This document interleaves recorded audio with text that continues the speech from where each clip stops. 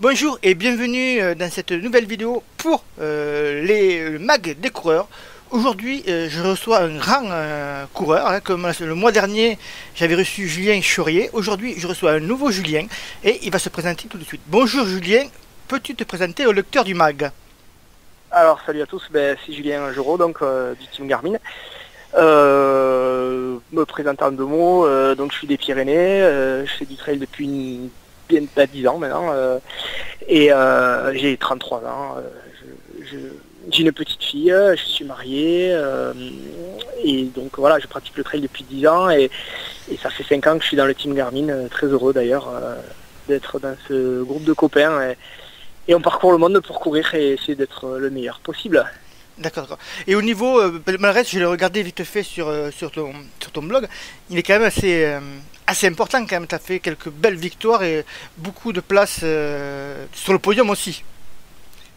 Oui, alors après il y a de tout et il y a tous les niveaux, mais après je suis pas de la trame des très grands coureurs français, mais bon, je me débrouille.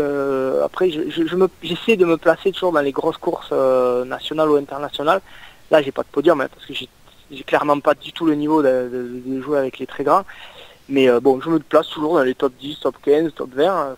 Donc je suis ravi. Et après, ouais, sur les courses régionales ou départementales, oui, là, après, c'est différent. La gagne est plus facile, évidemment, mais bon, je m'en sers de courses de préparation le plus souvent, parce que du coup, on vise essentiellement les grosses courses, quoi. Donc, bien sûr, voilà. surtout Je fais comme je peux. Voilà. Moi, je trouve que tu te débrouilles très très bien. C'est gentil. Alors, avant d'attaquer, j'aimerais prendre tes nouvelles et de ta santé, car tu t'es blessé sur une course de l'UTMB, tu t'es fait une entorse de cheville. Comment ça va et quel protocole de soins as-tu mis en place? Alors ouais, sur la TDS, qui était le gros objectif de ma saison, je me suis fait une entorse, je suis un peu habitué à ça, c'est un peu la blessure récurrente malgré les soins et la rééducation que j'essaie de faire au maximum, mais bon, c'est un peu mon point faible, la cheville. Donc elle est partie, je strappe systématiquement mes chevilles dans les courses, donc ça a limité les dégâts, et donc le pied s'est mis en vrac un petit peu, donc beaucoup d'articulations ont bougé, et donc c'est ce qui faisait que c'était impossible de continuer.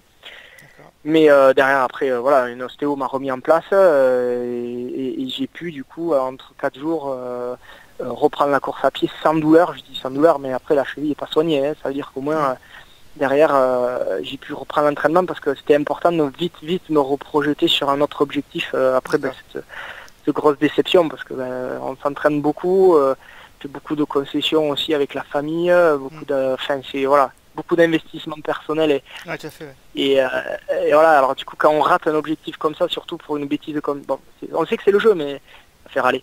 Donc il fallait que je me reprojette très vite sur autre chose, et donc je pars sur une autre course. Donc Voilà. voilà.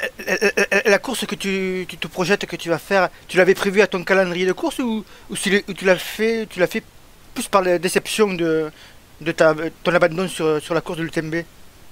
Non, c'était c'est l'Ultra Pyrénéo, donc c'est une grosse manche de Coupe du Monde de skyrunning, donc très relevée. Alors j'avais déjà fait cette course, et en fait cette année, au début d'année, puisque vous savez qu'il faut s'inscrire très tôt dans les courses,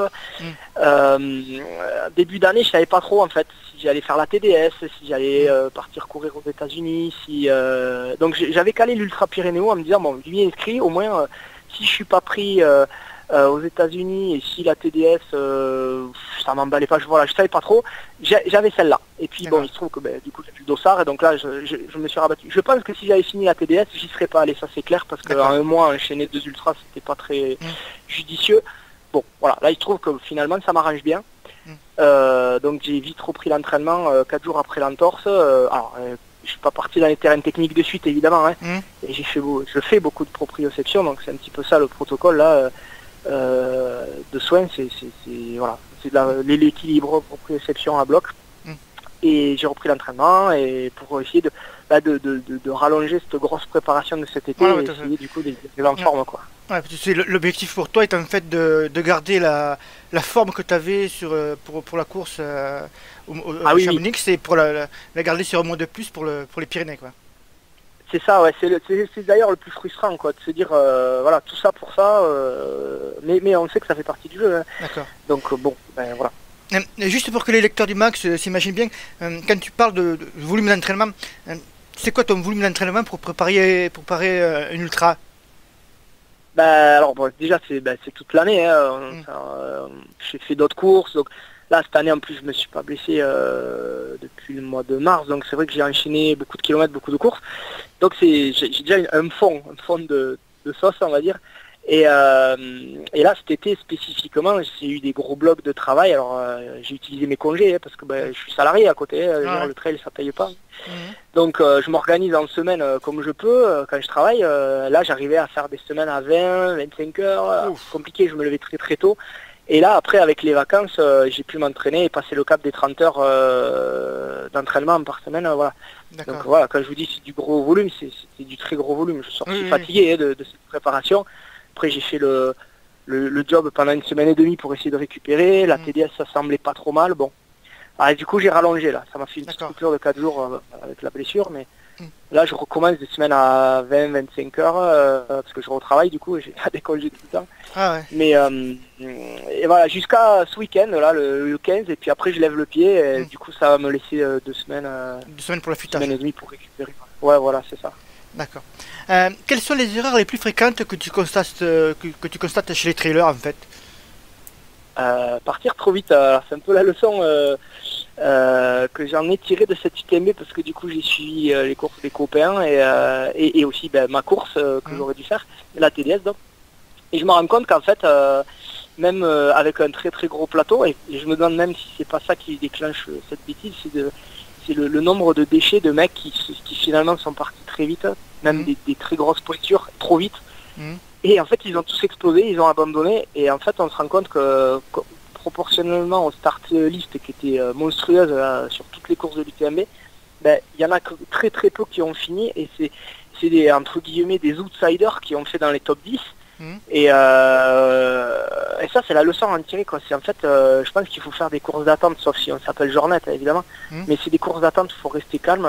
Et vous avez eu Julien Chaurier là sur notre interview sur la TDS.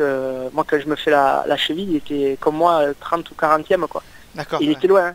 Et après je lui ai dit d'ailleurs, je lui ai dit la remontada de folie quoi, parce que c'était dans les 10.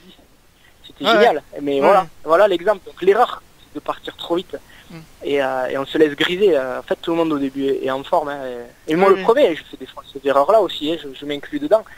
Et en fait regardez toutes les courses de l'UTMB, les gars qui ont vraiment réussi, c'est des mecs qui ont été tranquilles, qui ont géré leur course, et à la fin ils ont rattrapé les morts et ils ont fait dans les 10, 15. Ils sont partis loin, ils sont partis de loin derrière dans le classement, et puis ils ont remonté tranquillement. Pas forcément de loin, mais dans un rythme un peu réduit. On peut voir même Xavier Thévenard, qui lui du coup il n'est pas allé jouer en tête quoi. Il a laissé un peu faire, et hop, et après il a été malin aussi dans sa façon de gérer ses ravitaux, de se changer. On le voit d'ailleurs, hein, par rapport à Zach Miller qui était foufou, Xavier il s'est changé, il prenait le temps, il était serein, et puis hop, à la fin ça a payé parce qu'il était frais, et puis quand il a fallu accélérer il était là. Donc voilà, l'erreur c'est partir trop vite, et on voit qu'à chaque fois ça rate systématiquement, sauf si on a un très très gros niveau, hein, mais bien sûr. voilà.